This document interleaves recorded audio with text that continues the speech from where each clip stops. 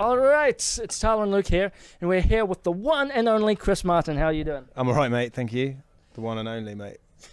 I'm the only one. Yeah. I'm actually calling my show in Edinburgh the one and only Chris Martin because people always say that when they introduce me on stage, but I'm the one of many. There's so fucking many Chris Martins out there, but I can't think of any though. no, neither can I. No. Excuse me. Sorry, I had to. New Zealand cricket player? Oh yes, yes. Yeah, he's the other one. And you tried to call him, didn't you? Tried to phone him on Jono and Ben, I think about 4 years ago, and I think he answered and was just like, "Yeah, you're right. Yeah." Like I emailed him and he ignored it, and I rung him, and then after speaking to him on the phone, I was like, "It's probably best we didn't do the chat." It wasn't. We didn't really. He didn't seem to love the whole. He didn't. But it turns out just because you got the same name as someone doesn't mean you're best mates. Little did I know, but apparently that's how he feels. But you're famous though, so you know I'm sure he'd love to be friends with you. I'm not- You're famous. I'm not famous. You're on Wikipedia. We're not even on Wikipedia. Yeah, but I thought anyone could get on Wikipedia, can they not? We can't. You just need like 4 mates to like vouch for you, don't you?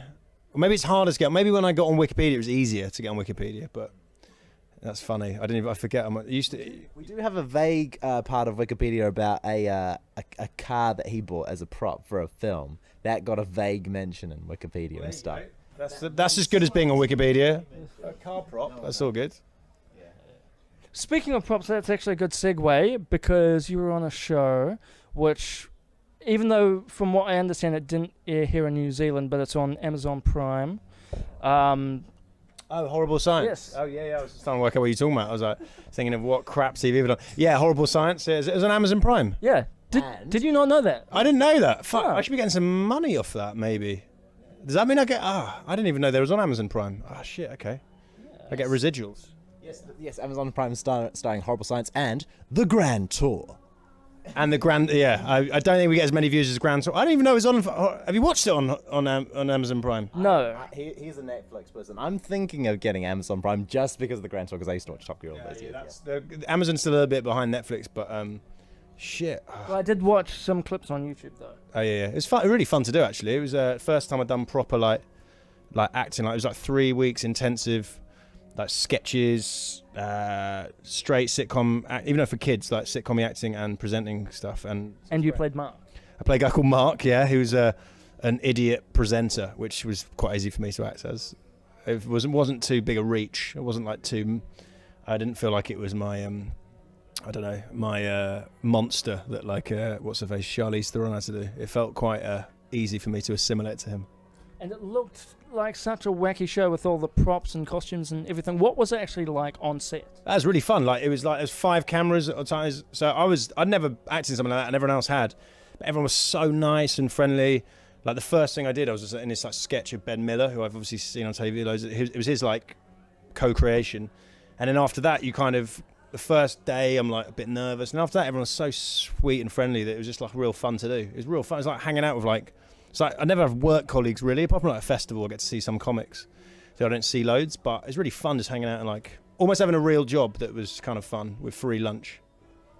Nice. Staff meals. Yeah. So similarities, bro. KFC staff meals I get. Yeah. Did you get KFC staff meals? Yeah, because I work there. This guy actually will be hopefully soon as well. He's just applied to this. He's going to be working maybe at the same place that I do. Well, I'm getting an interview, but an interview. Do you get interviewed by the Colonel? Does the Colonel interview? No, I go for the interview on Sunday, but then again, I've gone for an interview at McDonald's and didn't get that. So He'll have the mic and the camera and everything. I think you should do that. I've got faith in you. You get a job at KFC. It was the more prettier female front of house person that probably took the edge. Probably. Oh really? Most likely, you know, like at House Pizza and stuff where I still work and stuff. The manager was asking if there were any girls that were keen to do a front of house and stuff. Like, oh, well, what about my mate Tyler? Oh, no, and stuff. They're like, not front of house at KFC.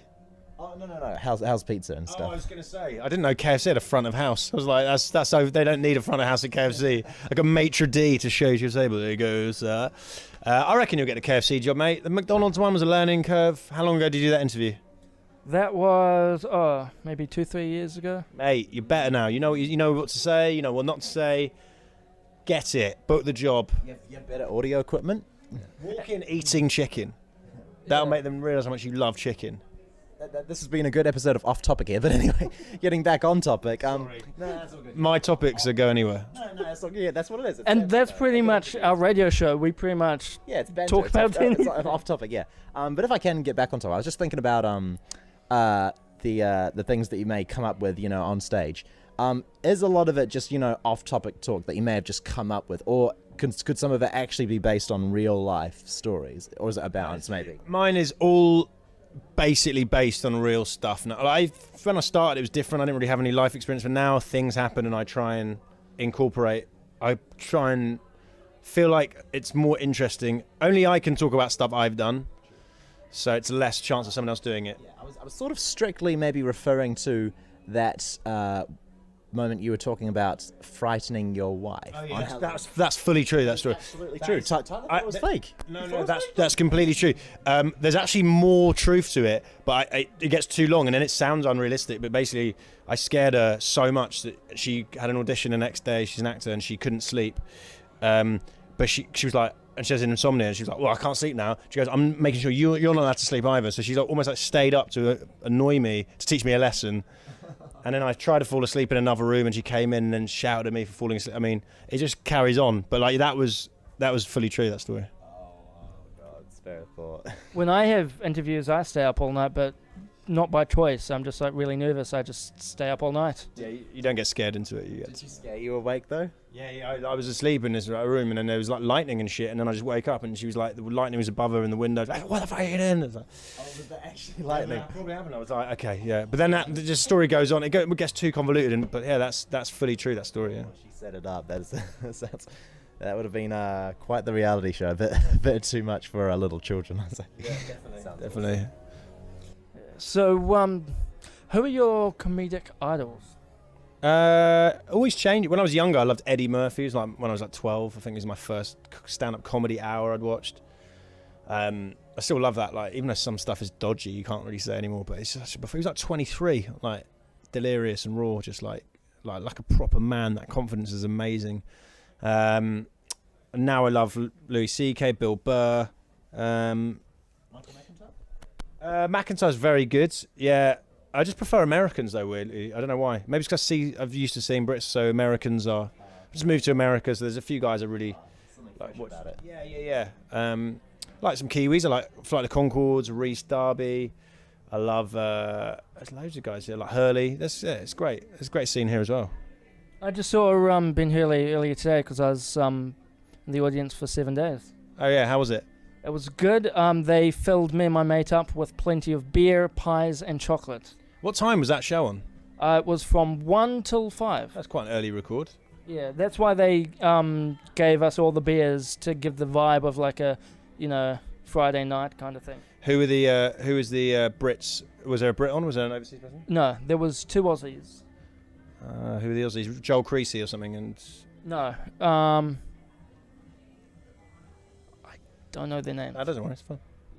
But not Joel. No, that's good. Hurley's great. He's a great man. I love him. Did you know he's got a CD out? I didn't know he's got a CD out.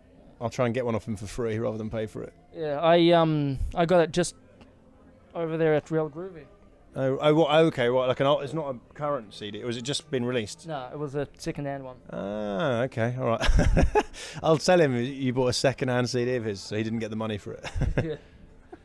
What's your go-to joke? Shit, that's a good question. Just whatever's most in my head at the moment. I got a routine about being a good boy, which is my most current one that I like doing. And actually got a new one about loving being cuddled by a big guy. But I don't know if I can't do it. A few of the audience members who are in my show are in this now, so I probably have to go with something different. So we'll have to see. But yeah, talking about being a good boy is generally it at the moment. Nice. Hopefully it'll be online soon. A good Chris Martin and stuff. Martin, mate, rather than the evil. And a one. good dressed Chris Thank Martin you. as well. Thank you, mate. You're always in your suits. Generally, it's a new thing. I never knew what to wear for work. Now I know what to wear, so it's easy. Sorts it out. But do you have to pay for your suits, or because you're famous, you get given them? I'm not famous. I'm not famous enough to get a free suit. Yeah, I buy it from Zara, but I don't think you have Zara here. No. What about Dressmart? Is that a rubbish shop? The cheap Dressmart that he often gets a lot of film props and stuff. Off the rack stuff. It's good. if you're skinny, you can get stuff off the rack. Actually, no, it's Save Mart. Did I say Dress Mart? I meant Save Mart. Save Mart. It's secondhand where I get all of my wardrobe for my movies from. I got this awesome little shirt here for just $7. Nice. Well, mate, I don't think you need to spend a lot of money on It's this. not an awesome little shirt, but yeah, it's a pretty good shirt. Oh, thanks, yeah. Nice one, boys. Sweet, cool. Well, Right, for your thanks, time. guys. Thanks a lot, boys. Cheers, much. man. Yeah, Oh, awesome. were you going to go for a little one of them? Yeah, I thought you were. Let's do it. Cheers, guys. Thanks a lot.